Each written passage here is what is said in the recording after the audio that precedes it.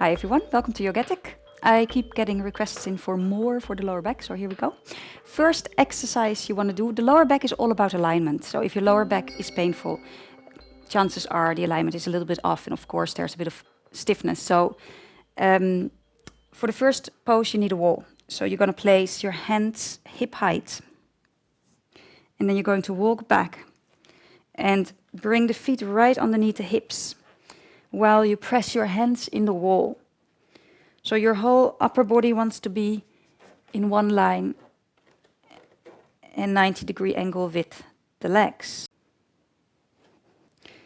So in this pose, you're going to pull up your kneecaps and your thighs, and you're going to press your hands down, keep the shoulders on the back, and as if someone pulls you back from the hips, lengthen the spine, but don't collapse in the lower ribs, keep the lower ribs drawn in.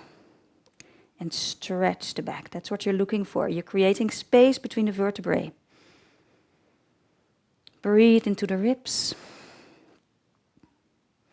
You might need to ask someone to tell you whether your alignment is right. It's on your own can be a little bit difficult to get that right. Now to come out, you can stay here for about half a minute, maybe work up to a minute. To come out, you pull your stomach muscles in, and you walk your feet forward.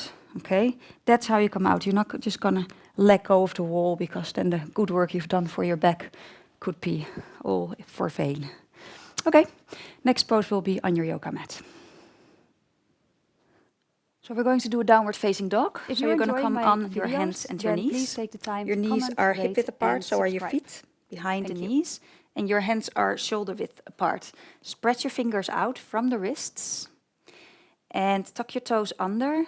You can place your knees slightly back actually, and then come into downward facing dog. So hips to heels, press up, and lower the heels towards the floor. Now, from the heart, press out through your hands. Imagine your fingers growing. And for the lower back now, the top of the knees and the thighs move back. Don't collapse in your arms. And you're going to bring your inner thighs out between the legs. So you're pushing them out and away between the legs. So your thighs spread and the inner thighs move back. But your tailbone roots at the same time. So don't let your tailbone move completely up, especially if you know your arch in the lower back is pretty present anyway. So keep your tailbone rooted, inner thighs draw apart, and move back. And stay like that for 30 seconds to a minute.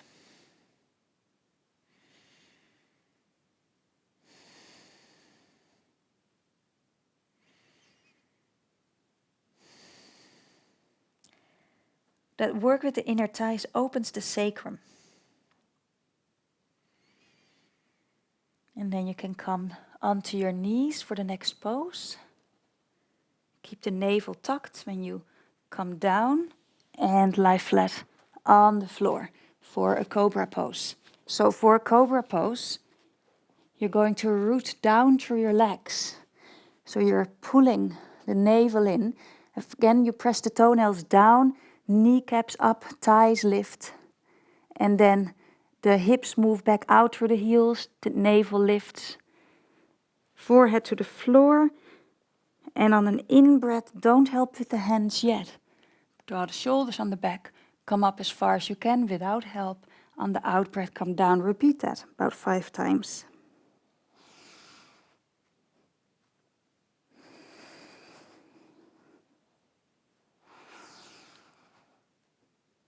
Just to warm up the back.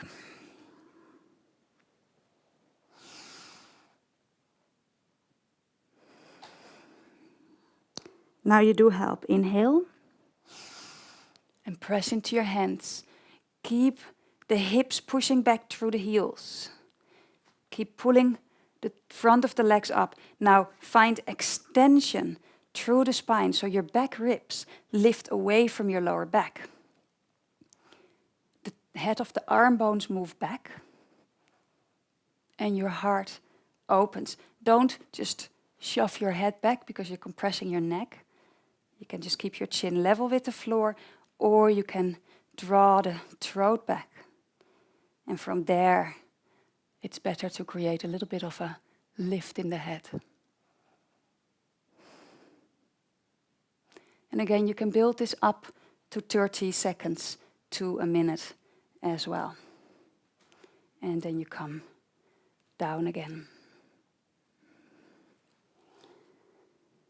And rest on, head on one side for a moment.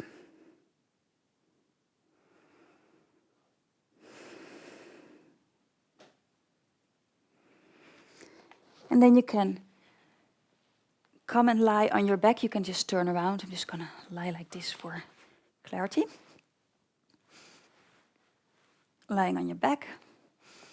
And we're going to lift, bring the legs, ground them, back of the thighs down, lift your left leg up and hold the back of the thigh. Fleshy part, so your hands slide down a bit. Now, important for the thigh bones is to root into the hamstrings. So you're going to push your thigh way into your hands and at the same time root the right thigh, the back of the thigh, down into the floor. Both feet stay flexed. So this is not about pulling your leg in. Actually, it's about rooting the thigh bone back. Stay with that. Think about the back of the right thigh. Keep that grounded. And then you can release. You can feel the difference between the two legs. The left leg will be longer. And then you can do the same on the other side. So think about the back of the left thigh. Keep it grounded. And when you press your right thigh back into your hands, the back of the left thigh grounds as well. That's what you want. That's alignment in the lower back.